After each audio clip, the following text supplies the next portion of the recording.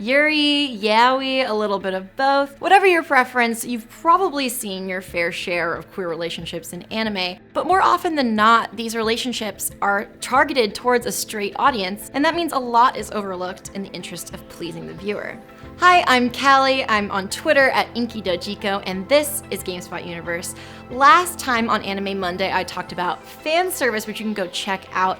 But this time I wanted to get a little more specific and talk about queer relationships and queer baiting in anime. Caution, this video has spoilers for Sound Euphonium, Free Iwatobi Swim Club, and Yuri on Ice.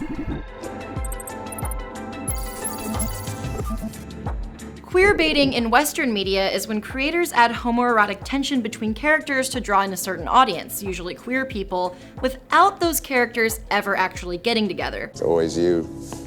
John Watson, you keep me right.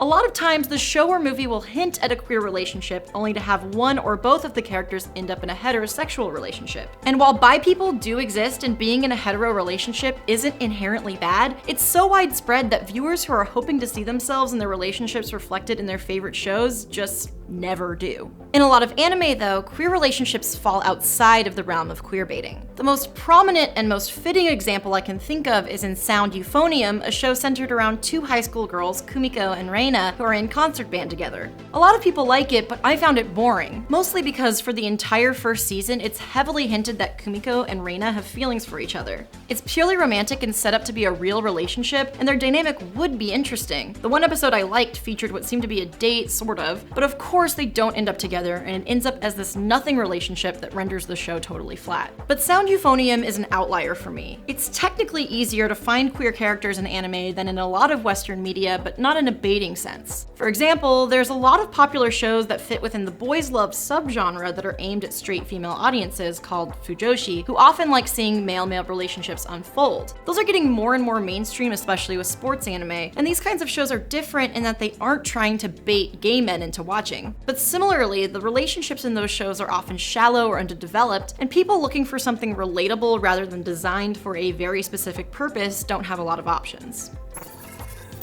To illustrate this, let's look at 2013's Free Iwatobi Swim Club. It's a show about a high school swim team, which means shirtless boys and team camaraderie. Their team manager is a girl named Ko, and she's basically a stand-in for the audience, fangirling along with you. I myself was a huge fan when the show aired. But it's not a show about gay boys getting together, and it's not queer representation. The boys don't have romantic relationships with each other. The light flirting that is there is just fun to squeal at, and that effect wears off after a while.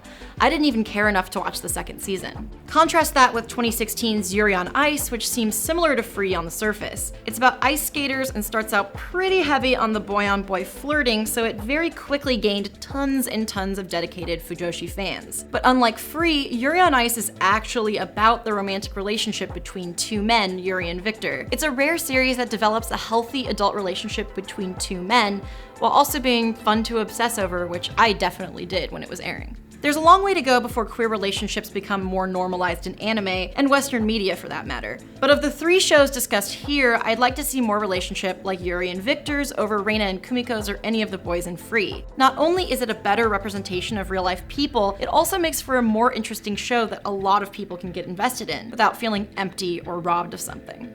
Those are just three examples of queer relationships in anime that I can think of, but let me know in the comments what other examples you can come up with and shows that do queer relationships well, because I'm really interested in watching them. And don't forget to subscribe because we have more anime coming to you every week on GameSpot Universe.